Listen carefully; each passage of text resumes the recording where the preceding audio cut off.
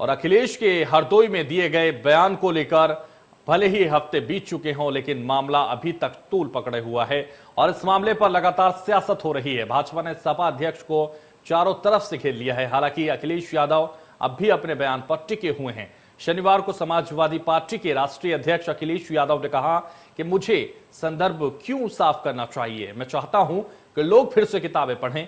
वही शनिवार को सीएम योगी ने एक कार्यक्रम के दौरान बिना नाम लिए अखिलेश पर कड़ा प्रहार किया। सीएम योगी ने कहा कि शिक्षा अगर अधूरी है, संस्कारहीन है, शिष्टाचार विहीन है, तो व्यक्ति राष्ट्र नायकों और राष्ट्रद्रोहियों के बीच अंतर महसूस नहीं कर सकता। आज ये स्थिति कभी कभी दिखाई देता है तो ये अभिभावक की बच्चों की प्रारंभिक शिक्षा में रुचि न लेने का एक कारण है। वहीं प्रदेश में एक और मामला तूल पकड़ा हुआ है। कुछ दिन पहले ओपी राजभर मुख्तार अंसारी से मिलने जेल पहुंचे थे, जिसके बाद सत्ता पक्ष की तरफ से उन पर कई सवाल उठाए गए। सुहेल देव भारतीय समाज पार्टी के राष्ट्रीय अध्यक्ष ओम प्रकाश राजभर ने कहा कि भाजपा मुख्तार अंसारी को माफिया कहती है, पर भाजपा के 1/3 विधायक अपराधी हैं और उन पर वो कुछ नहीं बोलते हैं। तो जिन्ना पर बवाल, यूपी में जिन्ना का क्या काम, क्यों हो रहा है जिन्ना के नाम का इस्तेमाल, जिन्ना पर राजनीति से जनता को कितना फायदा। याद रखना, अगर शिक्षा अधूरी है, संस्कारहीन है, शिष्टाचार विहीन है, तो आप ये उम्मीद नहीं कर सकते कि वह व्यक्ति राष्ट्र नायक और राष्ट्रद्रोही के बीच कोई अंतर महसूस कर पाए। आज अगर कभी कभी इस प्रकार की स्थिति पैदा होती है तो उसका कारण प्रारंभिक समय में अभिभावक के द्वारा शिक्षा के प्रति, बाल्य के प्रति वह रुचि न लेने का भी एक कारण हो सकता है।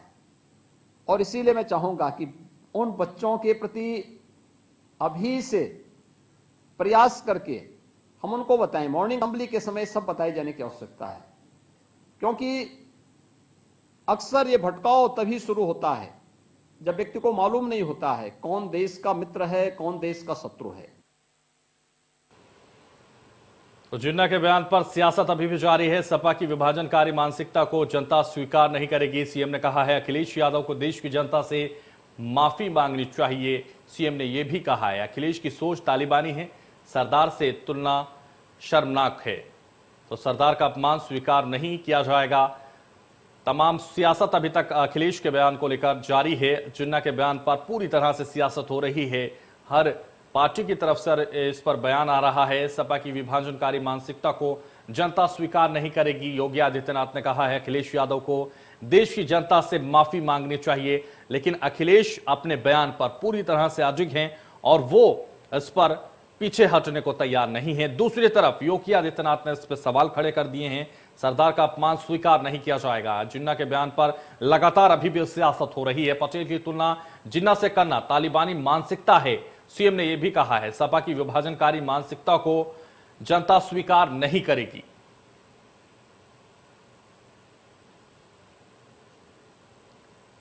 तो आज हम इसी पर चर्चा करेंगे और मेहमान हमारे साथ चर्चा में जुड़ रहे हैं। राघवेंद्र सिंह बीजेपी प्रवक्ता हैं, स्वागत है इंडिया न्यूज पर सर आपका।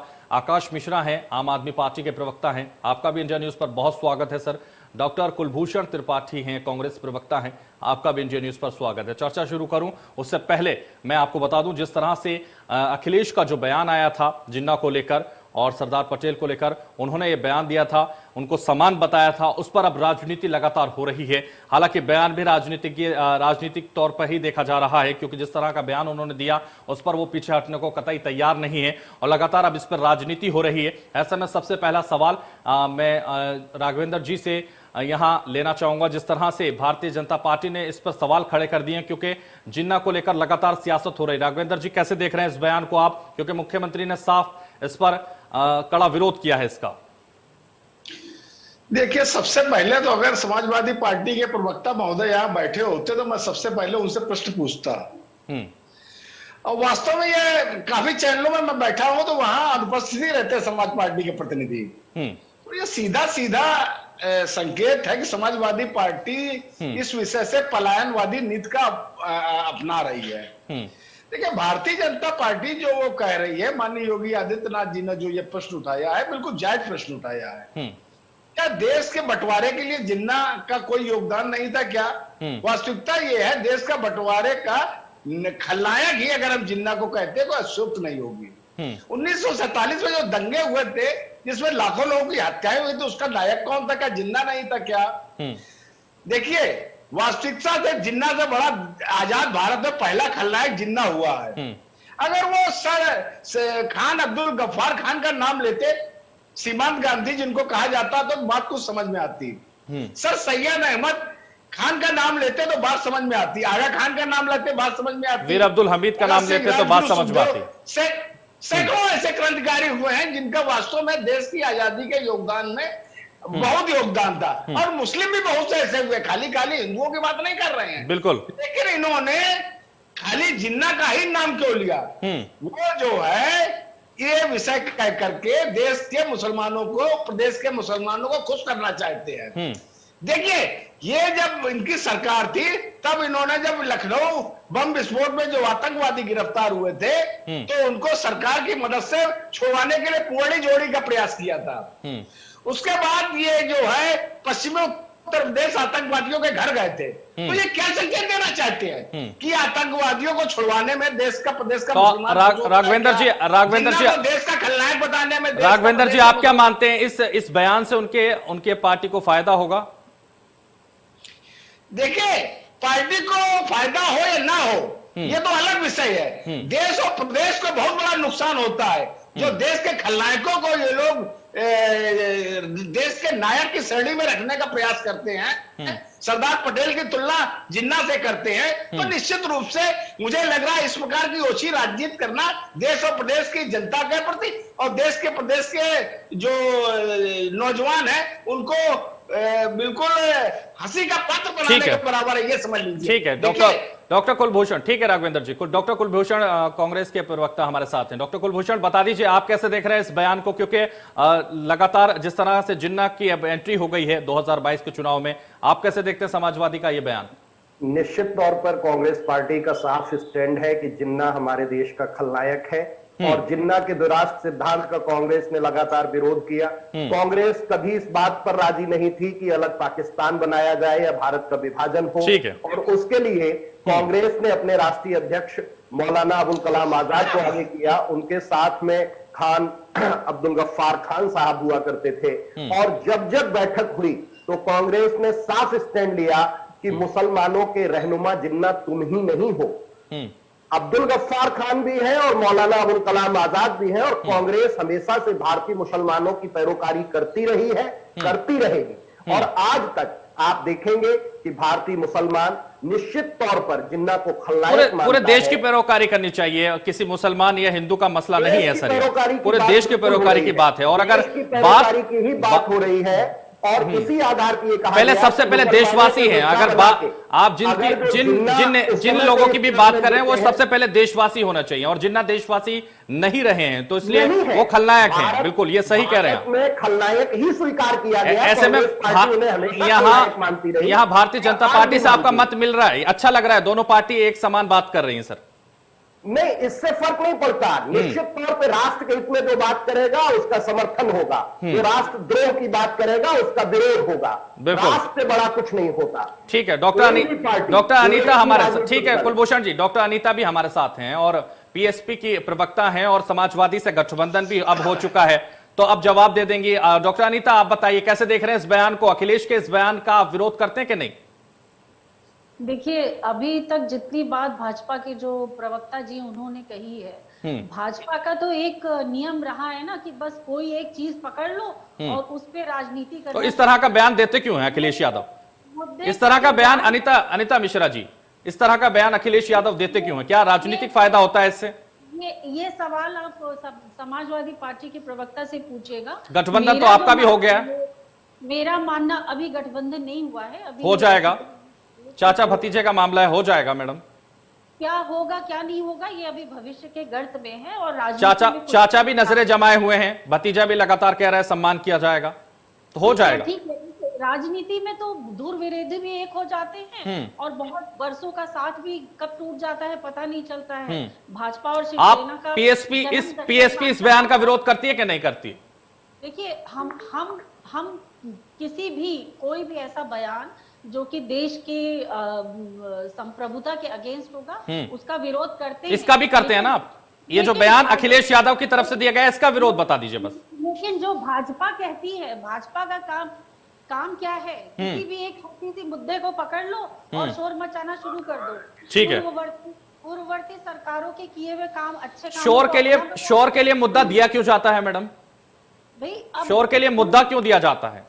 अगर विकास की बात करिए, देश की बात करिए, इस तरह के मुद्दे आप लोग देंगे तो बात की जाएगी ना, विरोध किया जाएगा ना उसका। मुद्दे तो हजारों हैं भाजपा के अगेंस्ट भी, जिसपे की रोड राजनीति होनी चाहिए। लोग मर रहे हैं यहाँ पर, इतने कफन बिके कि जितने वस्त्र नहीं बिके। वो तो पूरी दुनिया में इस वक्त पूरी दुनिया में महामारी है, पूरी दुनिया में कोरोना है, हिंदुस्तान में ही थोड़ी है। पूरी दुनिया से आपने जिस तरह यहाँ लाशें जल रही थी और उस पे बैठ करके प्रधानमंत्री और मुख्यमंत्री जी सो रहे थे, उस समय इनकी बयानबाजी कहाँ थी? आज इतनी बयानबाजी हो रही है, आज आकर ये लोग इतनी बातें बोल रहे हैं। ये जो गंगा का लाल बन के आए थे हमारे प्रधानमंत्री जी कि मैं आया हूँ गंगा का लाल बनकर, और अब आज क्या है? आज मैं रह गया हूँ सिर्फ लाल के आगे द लगा दीजिए, अंबानी अडानी का वो बनकर रह गया। तो आप आए थे यहाँ विकास की बात करते हुए कि हम विकास करेंगे, बेरोजगारी, महंगाई, इन सब मुद्दों पे तो आपको बात ही नहीं करनी है। आपको Anita ji come to the point. Madam, आप इस बयान का विरोध करते कि नहीं, बस इतना बताइए। अखिलेश यादव के इस बयान से आप आहत हुए हैं कि नहीं? मैं मुद्दे जिन्ना को सरदार पटेल के साथ जोड़ने का क्या मतलब है? जिन्ना को राजनीति में एंट्री कराने का क्या मतलब है? इससे पहले जिन्ना की कोई बात नहीं, अभी 2022 चुनाव आ गए तो आप जिन्ना का जिक्र करने लगे। अखिलेश यादव के इस बयान का विरोध करते कि नहीं करते, आप बस इतना बताइए मैडम। देखिए, जो लोग राजनीति कर रहे हैं, 2022 का चुनाव आ गया है तो भाजपा को भी 1100 रुपए किसानों के खाते में देना है, तो लैपटॉप देना है, तो ये करना है। मुझे अनीता जी ये बता दीजिए पहले, इस बयान का आप किस तरह से विरोध करते हैं? देखिए, कोई भी बयान, मैंने आपको पहले ही कहा है, चाहे वो भाजपा की तरफ से हो, कोई भी बयान की बात नहीं हो रही मैडम, अखिलेश यादव के इस बयान की बात हो रही है। आप इसका विरोध करते हैं कि नहीं करते, बस इतना बता दीजिए। कोई भी बयान जो देश की आप लगातार घुमा फिरा के जवाब दे रही है मैडम, सीधा जवाब दे दीजिए। विरोध करते हैं, विरोध करते हैं, ठीक है। आप अखिलेश यादव के बयान का विरोध करते हैं। इस तरह का बयान देना उनका उचित नहीं था, जिन्ना की एंट्री कराना उनका 2022 में उचित नहीं था, लेकिन इसका कहीं ना कहीं राजनीतिक फायदा लेने के लिए इस तरह के बयान दिए जा रहे हैं जो नहीं देने चाहिए। आम आदमी पार्टी के प्रवक्ता भी हमारे साथ हैं, ठीक है मैडम, आकाश मिश्रा जी हमारे साथ। आकाश मिश्रा जी, आप भी उत्तर प्रदेश में चुनाव लड़ रहे हैं, जिन्ना का इस बयान को कैसे देख रहे हैं अखिलेश यादव के, और किस तरह से एंट्री करा दी जिन्ना की, आप क्या विरोध करते हैं कि नहीं करते इसका? आकाश मिश्रा जी, शायद आपने अपना माइक अनम्यूट नहीं किया है सर, उसको अनम्यूट कर लें क्योंकि आपकी आवाज नहीं आ रही है। हाँ, अब आवाज आ रही है? जी बिल्कुल आ रही है। हाँ, मैं कह रहा हूं कि मैंने किसी को डिस्टर्ब नहीं किया, इसलिए मुझे अपनी बात पूरी तरीके से रखने दीजिएगा। पहली बात तो यह है कि समाजवादी पार्टी के जो प्रवक्ता है वो यहाँ नहीं है, ना मैं उनको डिफेंड करने बैठा हूं, ना मैं उनकी बात करने बैठा हूं, मैं अपनी और आम आदमी पार्टी की बात करने बैठा हूं। आकाश मिश्रा जी, पहले तो ये समझ लीजिए, जो भी इंडिया न्यूज पे बैठता है उसको पूरा वक्त दिया जाता है, चाहे वो आम आदमी पार्टी का हो, चाहे सत्ता पक्ष का हो या विपक्ष का हो। सबसे मेरी बात दबाने की कोशिश कर रहा है। नहीं सर, नहीं, कोई बात नहीं दबा रहा किसी की, पूरा वक्त दिया जाएगा आपको। आप ऐसे कैसे आरोप लगा सकते हैं? आप आरोप कैसे लगा सकते हैं आपको वक्त नहीं दिया जाएगा? किसने इंटरप्ट किया आपको? पहले ही शुरू कर दिया आपने सर, आपको मंच दिया गया, आपको बोलने के लिए वक्त दिया जा रहा है, आप कह रहे हैं मंच नहीं दिया जा रहा, आपको वक्त नहीं दिया जाएगा। ऐसे कैसे कह सकते हैं सर? आप डायरेक्ट आप लोग मीडिया पे सवाल उठाने लगते हैं। आप तक सुनना नहीं चाहते। आप पूरी बात रखिएगा, आप पूरी बात रखिएगा, लेकिन इस तरह की बात मत करिएगा इंडियन न्यूज पर। पूरा वक्त देते हैं हम लोग, दीजिए, आप बोलिए। आपको याद होगा कुछ दिन पहले योगी आदित्यनाथ जी लगातार ट्वीट कर रहे थे, जिसमें उन्होंने मऊ दंगे का जिक्र किया, जिसमें उन्होंने कार सेवकों का जिक्र किया। पहले मेरी बात का जवाब दे दीजिए। आप इंटरप्ट करना पड़ रहा है, माफी चाहूंगा सर, माफी चाहूंगा, इंटरप्ट करना पड़ रहा है आपको। पहले मेरी बात का जवाब दे दीजिए, जिन्ना के इस बयान को अखिलेश यादव को कैसे देख रहे हैं आप? हम जिन्ना का विरोध करते हैं और हिंदुस्तान का हर मुसलमान जिन्ना का विरोध करता है। और अखिलेश यादव के इस बयान का विरोध करते हैं? अखिलेश यादव के इस बयान का विरोध करते हैं कि नहीं करते? बिल्कुल करते हैं, लेकिन आपको तथ्य समझना होगा। आपको तथ्य समझना होगा। हम समझाइए। यादव के बयान का विरोध करते हैं, लेकिन आपको और भी तथ्य सुनने होंगे। अब समझाइए, जल्दी समझाइए सर। योगी आदित्यनाथ जी परेशान थे किसी तरह चुनाव में हिंदू मुसलमान किया जाए। आपने देखा उन्होंने लगातार ट्वीट किए मऊ दंगे पर, लगातार ट्वीट किए कार सेवकों पर। उसके बाद उन्होंने कहा पाकिस्तान अफगानिस्तान पर परेशान है, अगर तालिबान हिंदुस्तान की तरफ नजर उठाएगा तो हम एयर स्ट्राइक कर देंगे। आपको एक बात समझनी होगी, भारतीय जनता पार्टी के बहुत बड़े नेता, इनके राष्ट्रीय कार्यकारिणी के सदस्य शेषाद्रीचारी, जो आरएसएस के मुखपत्र के पूर्व संपादक भी थे, उन्होंने कहा हिंदुस्तान का पहला प्रधानमंत्री जिन्ना को होना चाहिए। याद करिए अडवाणी जिन्ना की मजाक पर चादर चढ़ाने गए थे और उन्होंने उनकी विजिटर्स बुक में लिखा था कि जिन्ना एक धर्मनिरपेक्ष आदमी थे। तो मैं कहना चाहता हूं कि आप करो तो रासलीला और करें तो कैरेक्टर ढीला, ये कैसे चलेगा? आप भी कहिए कि वो गलत था जो अडवाणी ने किया, आप भी कहिए जो शेषाद्रीचारी ने किया वो गलत था, कहिए इसको। आप चाहते हैं हिंदू मुसलमान पे चुनाव आ जाए, काम कुछ कर लिया होता तो शायद आज आपको हिंदू मुसलमान करने की जरूरत ना पड़ती। भाई एक बात तो सच है ना कि जो अखिलेश यादव ने कहा वो गलत कहा। जिन्ना के जितने समर्थक थे वो पाकिस्तान जा चुके हैं। आज जिन्ना की जरूरत नहीं है। लोग परेशान है बेरोजगारी से, लोग परेशान है महंगाई से। तो मेरा कहने का मतलब है कि आज डिस्कशन महंगाई बेरोजगारी पे होना चाहिए। बिल्कुल बिल्कुल बिल्कुल बिल्कुल उसी पे डिस्कशन करते हैं। आप लगातार आपका मुद्दा जो आपने उठाया महंगाई बेरोजगारी का, उस पर बात कर लेते हैं, लेकिन आप लगातार जो हिंदू मुस्लिम कर रहे हैं सर, आप भी मत करिए ना। आप क्यों कर रहे हैं? आप क्यों कर रहे हैं? आप क्यों कर रहे हैं सर? ये इंडिया न्यूज इसकी इजाजत नहीं देता सर, इंडिया न्यूज नहीं देता। बाकी चैनल भले ही इस तरह की राजनीति करते होंगे, लेकिन यहाँ इंडिया न्यूज पर इस तरह की राजनीति नहीं होगी। राघवेंद्र जी ठीक है सर, राघवेंद्र जी से जवाब ले लेते हैं। राघवेंद्र जी जवाब दे दीजिए, बेरोजगारी और महंगाई पर जवाब दे दीजिए राघवेंद्र जी। देखिए बिल्कुल सही, भारतीय जनता पार्टी अगले वर्ष का जो चुनाव है सुशासन और विकास के एजेंडे पर लड़ने जा रही है उत्तर प्रदेश में। लेकिन समाजवादी पार्टी इनके छोटे मोटे जो उत्तर प्रदेश के राजनीतिक दल है वो इस विषय को कहीं और डाइवर्ट करना चाहती है। यही बात आपने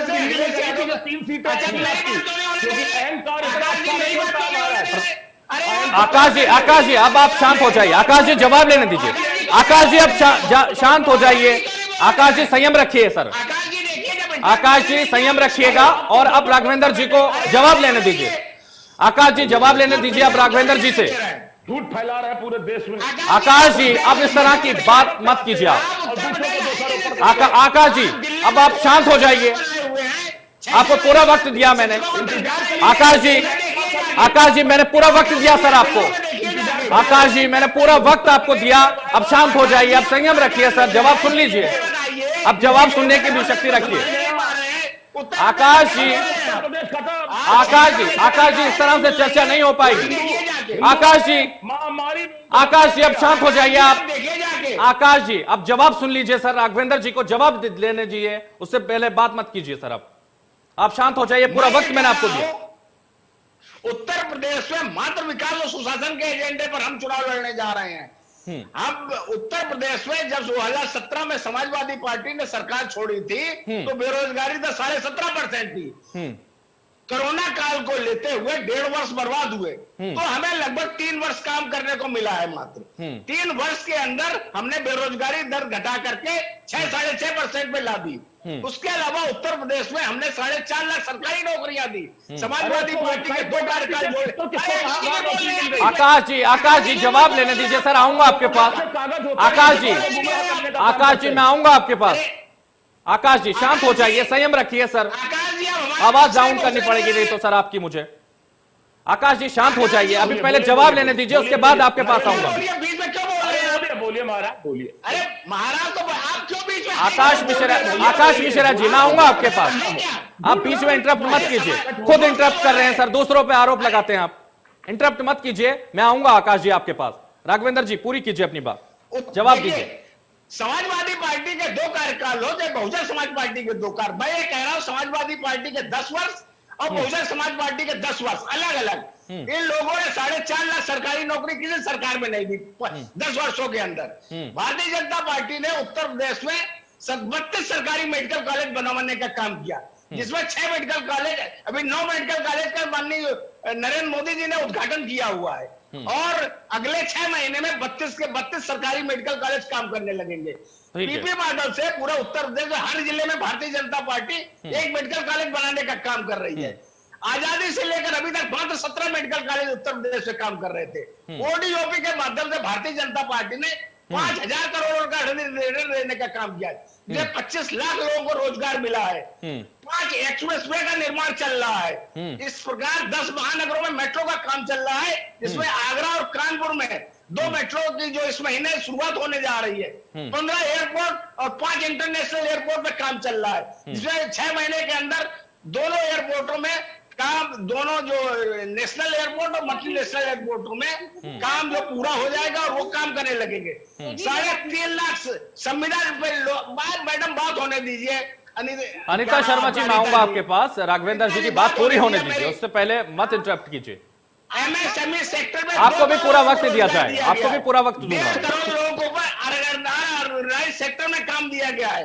45 लाख गरीबों को मुफ्त आवास उपलब्ध कराया गया है। 1.5 करोड़ घरों में मुफ्त बिजली पहुंचाई गई है। 7 करोड़ लोगों को मुफ्त 5 लाख रुपए का बीमा दिया गया है और करोड़ों लोगों को मुफ्त शौचालय दिए गए हैं। इसी प्रकार से कोरोना काल में 15 करोड़ लोगों को उत्तर प्रदेश में लगातार मुफ्त राशन उपलब्ध कराया गया है। इसी प्रकार से जो आपके किसान ऋण, जब हमारी सरकार बनी थी 50,000 करोड़ का किसान ऋण माफ किया गया है। इस प्रकार से आपके क्या कहते हैं, ठीक है सर, 2022 में, ठीक है सर, 2022 में आप विकास के एजेंडे पर चुनाव में आएंगे। निश्चित रूप सुशासन और विकास, सुशासन के विषय में भी ठीक है, 2 मिनट का समय दीजिएगा, क्षमा चाहता हूं। ठीक है, जल्दी सर, जल्दी। समाजवादी पार्टी की सरकार उत्तर प्रदेश के लोगों ने देखी। हर तीसरा दिन होता था जब उत्तर प्रदेश में दंगे हुआ करते थे। हमारी सरकार ने 1400 करोड़ की संपत्ति समाजवादी पार्टी के अपराधियों से छुड़ाई है और जनता को देने का काम किया है। इसी प्रकार से जो समाजवादी पार्टी के कार्यकाल में बड़े बड़े अपराधी जो होते थे, माननीय मुख्यमंत्री समाजवादी पार्टी के मुख्यमंत्री के साथ हेलीकॉप्टर में घुमा करते थे, उस वक्त दर्जनों जो है जेल के शिक्षकों के पीछे है। ठीक है सर, ठीक है, जो ठीक है, ठीक है राघवेंद्र जी। कुलभूषण जी से पूछ लेते हैं। कुलभूषण जी, इनके अधूरे आंकड़ों। अनीता शर्मा, जल्दी, आप रिएक्शन देना चाहते हैं? अनीता शर्मा कुछ रिएक्शन देना चाहते हैं? जी दीजिए। अनीता मिश्रा हूं मैं अनीता मिश्रा जी, माफी चाहूंगा अनीता मिश्रा जी। जी अधूरे आंकड़े से मैं सहमत नहीं हूं। जब आंकड़ा ये इतनी तैयारी से आए थे कि पूरे आंकड़े इन्होंने दिए हैं, मैं ये घोषणा पत्र पढ़ रहे थे, थोड़े से और आंकड़े चाहती हूँ। आंकड़ा घोषणा पत्र नहीं पढ़ रहा था श्रीमान जी, आप देख लीजिए, ये घोषणा पत्र नहीं है। आकाश मिश्रा जी, आकाश मिश्रा जी, प्रचार तंत्र है ये। आपने दिए, ये मैंने जो काम अनीता किया वो तो अनीता मिश्रा जी की बात ठीक है। आकाश मिश्रा जी, राघवेंद्र जी, राघवेंद्र जी और मिश्रा, आकाश मिश्रा जी शांत हो जाइए। अनीता मिश्रा जी की बात पूरी होने दीजिए। अनीता मिश्रा जी, आंकड़े इन्होंने जो आंकड़े दिए, मैं उससे सहमत नहीं हूँ। देखिए ये लोकतंत्र है, तो अगर मैं सहमत नहीं हूँ और मैं कुछ आंकड़े और बिल्कुल बिल्कुल आप अपनी बात रखिए। कितने लोगों ने आत्महत्याएं की, कितने किसान मरे, कितनी नौकरियां गई, कितने लोगों ने नौकरियों से और भूख से मरकर जान दी, कितने सुसाइडल केसेस हुए और कितने सरकारी महकमे इन्होंने अंबानी और अडानी को बेचे। ये सब आंकड़े भी इनको लेके आना चाहिए था। महंगाई जो बढ़ी है, पेट्रोल का दाम, गैस का दाम, इन सब चीजों का भी आंकड़ा इनको लेके आना चाहिए ना। रोज महिलाओं के प्रति जो ये कह रहे थे हर तीसरे दिन दंगे होते थे सरकार में, इनकी सरकार में हर तीसरे दिन एक महिला पे अपराध हो रहा है। उसके बारे में इनको क्या कहना है? सरकारी मशीनरी जो भांग के नशे में सोती रहती है, उसके बारे में इनका क्या कहना है? दंगे तो आपके दौर में भी हुए हैं मुजफ्फरनगर में, दंगे तो आपके दौर में भी हुए हैं। अनीता मिश्रा जी, दंगे तो आपके दौर में भी हुए हैं। देखिए, जो माफिया तो आपके दौर में भी थे। आपने कौन सी लिस्ट जारी कर दी थी उनकी? उस वक्त शिवपाल यादव समाजवादी पार्टी में ही थे। कौन से माफियाओं की लिस्ट जारी कर दी थी? जब राघवेंद्र जी, राघवेंद्र जी, मैं आऊंगा आपके पास, अनीता मिश्रा जी से जवाब लेने। बोल चुके हैं वो सब, वो बोल चुके हैं। मैं उनसे कह रही हूँ कि जो आंकड़े रह गए हैं उसको भी वो बता दे। अपने आंकड़े बताइए मैडम, आप अपने आंकड़े बता दीजिए। अपने दौर के शासन की बात बता दीजिए। सरकार कैसे शासन चलाते थे आप लोग? वो कह रहे हैं कि वो सुशासन के मुद्दे पर जाएंगे।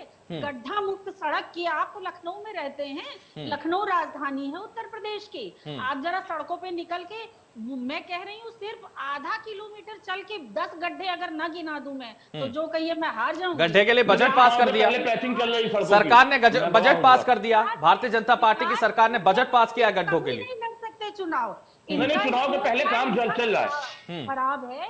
ये विकास के मुद्दे पे कभी नहीं लड़ सकते। आप कहीं हमसे लिखवा लीजिए, आखिर में इनको हिंदू मुस्लिम करना है। ये अयोध्या में जाके जो दीपोत्सव कर रहे हैं, अरे जो लोग कोरोना में गरीब हुए हैं, मर रहे हैं, उन लोगों की सुध लेनी चाहिए थी। इनको केवल मंदिर मस्जिद हिंदू मुस्लिम इसी पे लड़ना है चुनाव। ये नहीं, वो राघवेंद्र जी तो कह रहे हैं विकास पे लड़ेंगे वो चुनाव, कह रहे हैं। अरे हम कब कह रहे हैं इसमें करेंगे? आप लोग तो मुजफ्फरनगर दंगे जब हो रहे हैं, अनिता जी मेरी एक बात होने दीजिए, हम लोग तो दीपोत्सव बनाते हैं, आगे आने वाली सरकारों में भी बनाएंगे। आप लोगों की जब सरकारें थी तब आप लोग तो सफाई में जन्मोत्सव बनाते थे। जितना खर्चा हमारे दीपोत्सव में नहीं होता उससे ज्यादा सरकारी धन पे आप लोग जन्मोत्सव बनाते थे। मुंबई से आप लोग नाचने वाले बुलाते थे।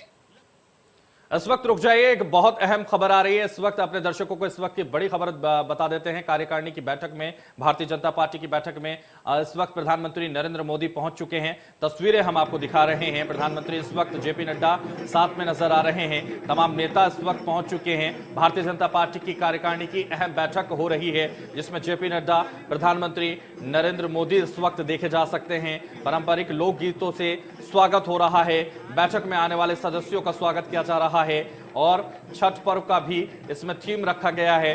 देख सकते हैं जेपी नड्डा इस वक्त प्रधानमंत्री को दिखा रहे हैं किस तरह से ये थीम रखी गई है और किस तरह से इस बैठक में प्रधानमंत्री इस वक्त पहुंच चुके हैं। तस्वीरें हम आपको इंडिया न्यूज पर दिखा रहे हैं।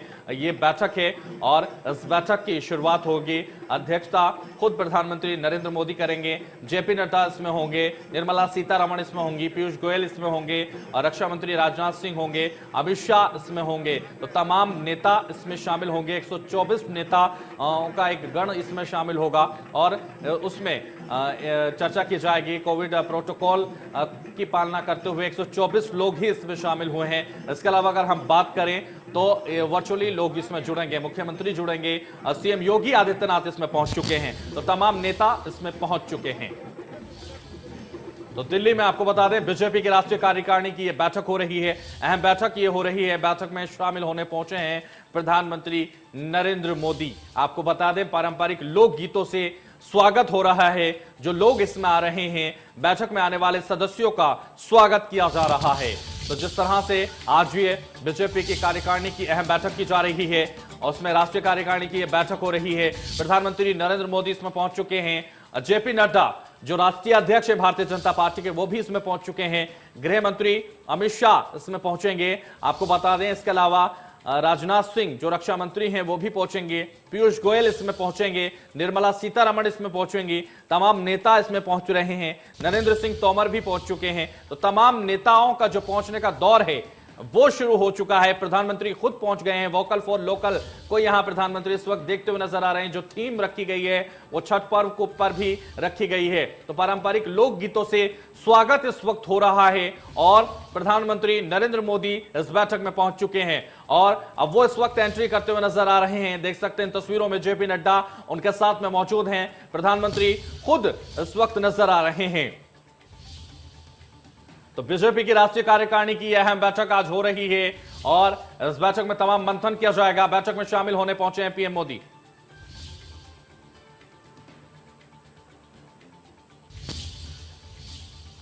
तो एक बार फिर चर्चा को शुरू करते हैं। तमाम मेहमान हमारे साथ जुड़े हैं। चर्चा लगातार जारी है और जिस तरह से चर्चा में हमारे साथ राघवेंद्र सिंह भारतीय जनता पार्टी के प्रवक्ता हैं, वो भी हमारे साथ हैं। अनिता मिश्रा भी हमारे साथ हैं। आकाश मिश्रा भी लगातार हमारे साथ जुड़े हुए हैं। डॉक्टर कुलभूषण त्रिपाठी हमारे साथ जुड़े हुए हैं। डॉक्टर कुलभूषण त्रिपाठी, लगातार जिस तरह से जिन्ना की एंट्री हुई, जिन्ना का विरोध कर रहे हैं और जिन्ना की एंट्री अखिलेश यादव ने कराई है, उसके बाद भारतीय जनता पार्टी ने इसे मुद्दा बना ही लिया है। आप देख रहे हैं किस तरह से वो लगातार इस पर विरोध जता रहे हैं। आपने भी विरोध जताया, तमाम आम आदमी पार्टी के लोग भी इस पर विरोध जता रहे हैं। लेकिन आप किस तरह से एंट्री करने के बाद कैसे देख रहे हैं इसको और आपके लिए कितना मुश्किल होगा 2022, क्योंकि भारतीय जनता पार्टी लगातार ये कह रही है कि वो विकास के मुद्दे पर रिपीट करेगी सरकार और यहां अखिलेश यादव ने तमाम कोशिश करनी शुरू कर दी है, विजय रथ यात्रा निकालनी शुरू कर दी है। उधर अगर शिवपाल की आप बात करें, शिवपाल यादव की, तो उन्होंने भी प्रगति शील मंच से यात्रा शुरू कर दी है, परिवर्तन यात्रा, और इसको लेकर लगातार वो कोशिश कर रहे हैं वोट को साधने की। आम आदमी पार्टी संजय सिंह लगातार कमर कस चुके हैं और मनीष सिसोदिया लगातार कोशिश कर रहे थे। इसके अलावा अरविंद केजरीवाल भी पहुंचे। अब आम आदमी, जिस तरह से आम आदमी पार्टी भी लगातार रण में कूद चुकी है, इसके अलावा असदुद्दीन ओवैसी की पार्टी भी है। ऐसे में आपके लिए कितना मुश्किल है कांग्रेस का यह सपना संजोना कि यूपी में हम आ जाएंगे? आपका आवाज नहीं आ रही है डॉक्टर कुलभूषण जी, एक बार अपने माइक को देखिए कि आपने अनम्यूट नहीं किया। आवाज आ रही है? जी बिल्कुल आ रही है, बताइए सर।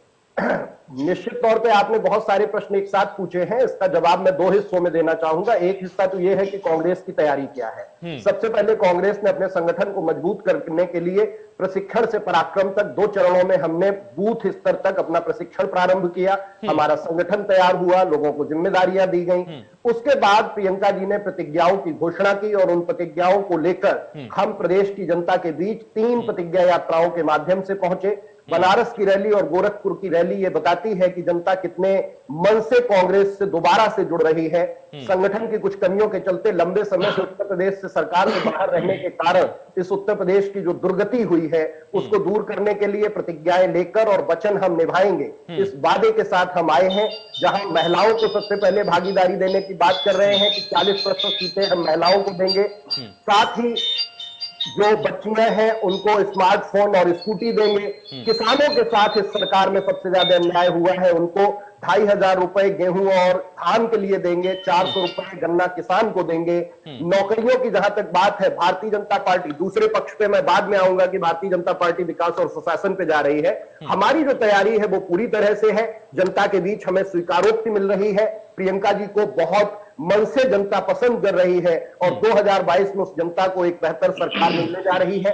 दूसरा प्रश्न जो था कि भारतीय जनता पार्टी विकास के मुद्दे पर जा रही है, इनकी विकास की जो व्याख्या है और अवधारणा है उस पर ही हमारा प्रश्न चिन्ह है। विकास कहते किसे हैं? सिर्फ आप अपने आंकड़े देते रहिए। अभी केंद्रीय गृह मंत्री आदरणीय अमित शाह जी आते हैं लखनऊ में, बताते हैं कि 2017 के संकल्प पत्र के 90% दावों को हम पूरा कर चुके हैं, बचे हुए 2-3 महीने में हम 10% फिर पूरा कर देंगे। 2007 का संकल्प पत्र आप उठा के पढ़िए हैदर जी, एक लाइन झूठी है आज की तारीख तक।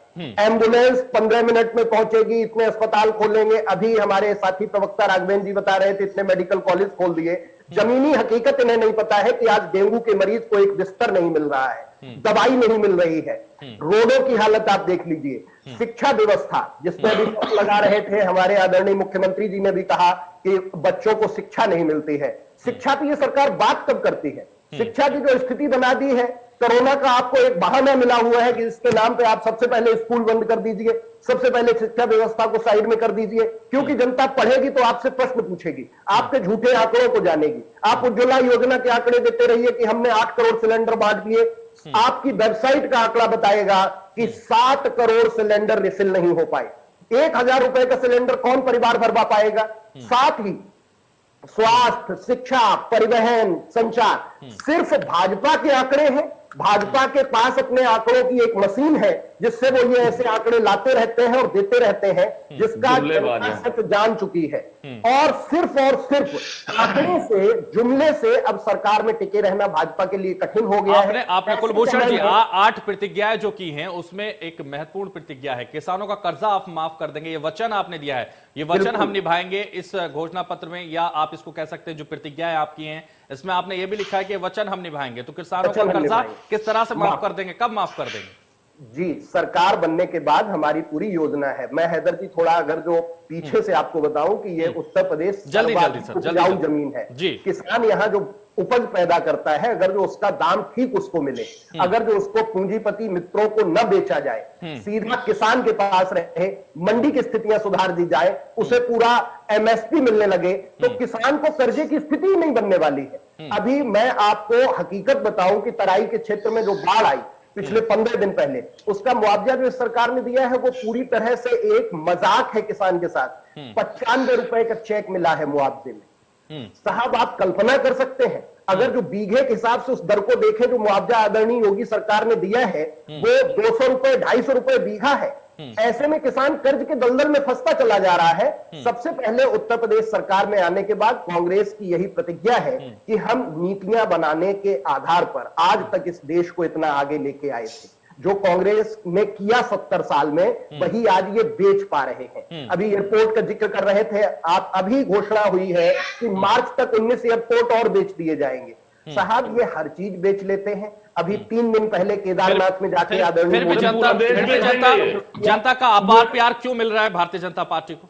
फिर भी मिल रहा था पहले, इतने सवाल उठा रहे हैं, उसके बाद भी भारतीय जनता पार्टी को लगातार प्यार मिल रहा है। भाई योगी लगातार भारतीय जनता पार्टी को अपार समर्थन मिलता हुआ नजर आता है। ऐसा क्यों है? जो हिंदुत्व की प्रयोगशाला है, कर लीजिए। 4 की 4 सीटें आ रही भाई। बंगाल में आकाश जी आऊंगा, कैसी बातें कर रहे हैं? बहुत ज्यादा अभी बहुत ज्यादा संयम खो रहे हैं आप। आऊंगा आपके पास। जहां से आते हैं प्रधानमंत्री और गृह मंत्री, वहां पे अभी के परिणामों को आप देख लीजिए। पंचायत के आंकड़े आप देख लीजिए। उत्तर प्रदेश में ही आप पंचायत के आंकड़े देख लीजिए। अच्छा ठीक है, राष्ट्रीय नायक के साथ, राष्ट्रीय नायकों के साथ जिन्ना का नाम जोड़ देने से क्या कौन सी राजनीति होगी? अडवाणी जी ने गलत किया था, शेषाद्रीचारी ने गलत किया था। कुलभूषण बिल्कुल जी सही कह रहे हैं। कुलभूषण जी, राष्ट्रीय नायकों के साथ जिन्ना का नाम जोड़ना आखिर क्या कारण है, क्यों जोड़ा जा रहा है? ये मैं कह नहीं सकता, बेहतर होगा समाजवादी पार्टी के प्रवक्ता या आदरणीय अखिलेश जी बता सकते हैं कि उनके मन में ऐसा क्या विचार है जिन्ना को लेके। लेकिन जिन्ना खलनायक है, जिन्ना खलनायक था, जिन्ना खलनायक रहेगा। जिन्ना को कभी नायकों के साथ जोड़ना अनिता शर्मा जी नहीं करेगा। अनिता शर्मा जी, आपसे भी मेरा यही सवाल है, राष्ट्रीय नायकों के साथ आखिर जिन्ना के नाम जोड़ने से क्या फायदा होगा समाजवादी पार्टी को? आप लगातार, मैं सपा की प्रवक्ता नहीं हूँ, ये सवाल आप सपा के प्रवक्ता से पूछिएगा। कभी शिवपाल यादव भी सपा में ही थे मैडम, कभी शिवपाल यादव भी, और अब गठबंधन कब हो जाएगा ये भी पता नहीं। इंडिया न्यूज पर ही हम, अनिता शर्मा जी, इंडिया न्यूज पर ही हम दिखाएंगे कि गठबंधन भी हो गया, क्योंकि चाचा के सम्मान की बात वहां से भी हो रही है और चाचा की भी नजरें हैं लगातार भतीजे की तरफ, कि दोनों मिलके साथ में आ जाएंगे लगातार। इससे पहले भी मैंने चर्चाएं करी हैं, डिबेट्स की हैं, उन डिबेट्स में तय हो चुका है कि जल्दी चाचा का सम्मान हो जाएगा। वो लगातार इस बात को कहते रहे हैं और ये भी कहते रहे अभी समय नहीं आया है, तो जल्दी जवाब दीजिए। चर्चा में समय बहुत कम है, मेरे पास 2 मिनट का वक्त है, जल्दी जवाब। बात भी आए, जो बात मैं कह रही थी आपने उसको पूरा नहीं होने दिया था। ये जो बता रहे थे चुनाव में विकास के उस पे जाएंगे, और आंकड़े जो बता रहे थे यूपी का सकल जो आंकड़ा है इनके ग्रोथ का, सकल कर्ज यूपी का इतना ज्यादा है कि यूपी का हर पैदा होने वाला बच्चा 120 रुपए के कर्ज के बोझ के साथ पैदा होता है। बहुत सारे आंकड़े हैं जो हमें पता है, पता नहीं भाजपा वाले कहां। प्रगतिशील मंच कैसे, प्रगतिशील मंच इसको कैसे कंट्रोल करेगा? आप कैसे कंट्रोल करेंगे? इस तरीके से ये बात आपकी क्या रणनीति है? अहंकारी जो आप बता रहे हैं 120 रुपए के बोझ से हर बच्चा लदा हुआ है, आपकी क्या रणनीति, आप कैसे खत्म करेंगे इसे, आप बताइए। देखिए हमारी रणनीति है, हम आप सरकार अकेले बना लेंगे, आप सरकार अकेले बनाएंगे, आप सरकार अकेले बनाएंगे। है और इन्होंने जो बोला है कि ये विकास के मुद्दे पे जाएंगे तो मुझ पे बात ठीक है मैडम, समय का बहुत अभाव है मेरे पास। आकाश मिश्रा जी फाइनल कमेंट। राष्ट्र नायकों के साथ जिन्ना को जोड़ देने से समाजवादी को फायदा होगा? कहाँ आई है भाई? अरे बहन जी ये बताइए, आकाश मिश्रा जी, सरकार गई थी बेरोजगारी तो 17% थी। आकाश मिश्रा जी फाइनल कमेंट। राघवेंद्र जी हमने 10% अनिता मिश्रा जी हो गया मैडम, अनिता मिश्रा जी, अहंकारी बात कहाँ है? अनिता मिश्रा जी हो गया। आकाश मिश्रा जी, देख रहे हैं, आकाश मिश्रा जी फाइनल कमेंट। आप उत्तर प्रदेश में, आकाश मिश्रा जी, आप उत्तर प्रदेश दिल्ली देखिए। आकाश मिश्रा जी, राघवेंद्र जी शांत हो जाइए। अनिता मिश्रा जी हो गया आपका, सब देख रहे हैं। राघवेंद्र जी शांत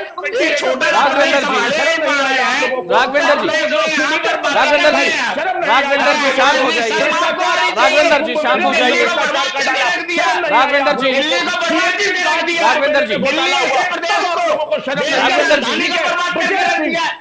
जी शांत हो जाइए सर। राघवेंद्र जी राघवेंद्र जी, ऐसे चर्चा नहीं हो पाएगी। चर्चा को समाप्त करना होगा। अन्याय करने वाली सरकार, ठीक है राघवेंद्र जी, बहुत शुक्रिया हमारे साथ चर्चा में जुड़ने के लिए। चर्चा को यही समाप्त करना होगा, इस तरह से चर्चा नहीं बढ़ पाएगी, समय का अभाव है। राघवेंद्र जी का बहुत शुक्रिया, अनिता मिश्रा जी आपका भी शुक्रिया, आकाश मिश्रा जी आपका भी शुक्रिया, डॉक्टर कुलभूषण त्रिपाठी जी आपका भी चर्चा में जुड़ने के लिए बहुत शुक्रिया। तो फिलहाल इस चर्चा में बस इतना ही, दीजिए मुझे इजाजत और आप देखते रहिए इंडिया न्यूज उत्तर प्रदेश उत्तराखंड।